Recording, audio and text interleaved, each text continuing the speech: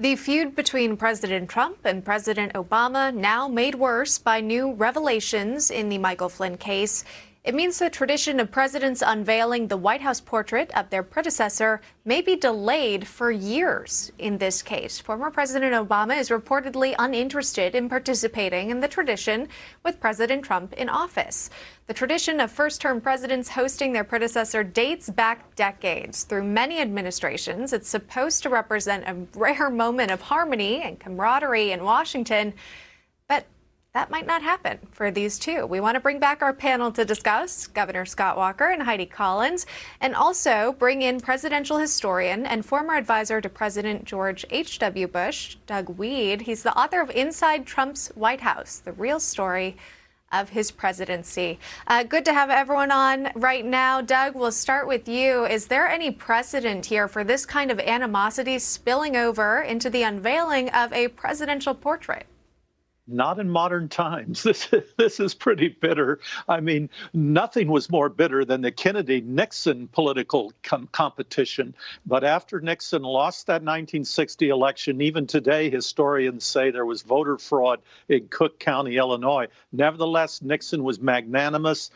He said he would never criticize Kennedy while he was president, and he didn't. And you had Bill Clinton give the Medal of Freedom to his opponent, Robert Dole. So this was a chance for President Obama to be transcendent, above the pettiness. But he seems to wince at the attacks on him from Trump. He didn't mind passing out attacks to George W. Bush, blaming him for everything that happened in his own administration. So I think Obama's missing a chance here to show some class and some dignity. Well, thank you, Doug, for bringing us up to speed on the history of this all.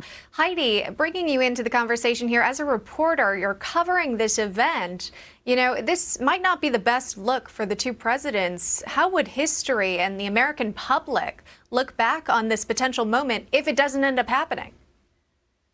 Well, and that's a very good point that you bring up. We don't know for sure. So to be fair, the story was written in such a way where they say sources familiar with the story say that Obama is not going to show up when this ceremony occurs, or the celebration, I should say. We don't really know that. And I'm hopeful that if he has made up his mind, that maybe he'll change it, because even his words, and Doug mentioned it earlier, the word transcends. When he was celebrating President Bush's time in office, he himself said, we've had our differences as presidents, but the presidency transcends those differences. And certainly I would hope that he would have that grace and that class to be able to do it. Otherwise, it's going to look a lot like Nancy Pelosi did when she ripped up the State of the Union address of President Trump's. It was just such a new low and almost like a publicity stunt of some kind. So I am hopeful that if he's made up his mind, he will consider changing it. Yeah, it does send a message, regardless of which decision is made here. Governor Walker, we saw President Obama address graduating seniors recently, and he decided to go political with it, criticizing the administration and some people in leadership and government roles for their handling of the coronavirus crisis. He was sure not to mention President Trump directly, but make of the speech what you will here. Is this the time to let politics really dictate this relationship and the optics of this all? Well, unfortunately for America, President Obama had a chance to do what Jimmy Carter, someone I didn't agree with on nearly any policy issues, but I think post-presidency showed what an incredible leader he was on a lot of key issues. We saw it, Doug knows in particular, with George Herbert Walker Bush, our 41st president, who had incredible class, even though he was trashed during that 1992 campaign.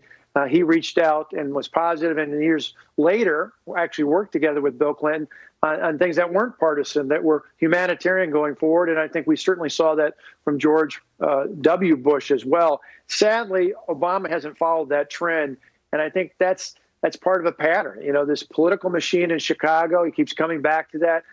Instead of just working on humanitarian issues or other things like many past presidents have, Barack Obama and Eric Holder, for example, are right in the thick of it, trying to gerrymander Democrats into long-term control of the House and legislative bodies across America. So it's like he can't give this up. And we saw it again in this commencement address, just like we've seen it in other comments, where, unlike his predecessors, he is directly attacking the current president. All right, Doug, Sad. really quick, your final thoughts here?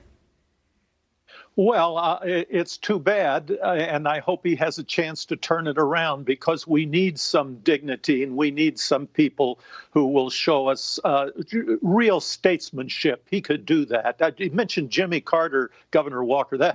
He's a great example, too. He was deeply hurt by that election of 1980, but he did not lash back. Yeah. It's fascinating to look back and recall. Thank you, Doug Wead, for joining us. Governor Walker and Heidi Collins, stick around. We'll talk to you in just a little bit.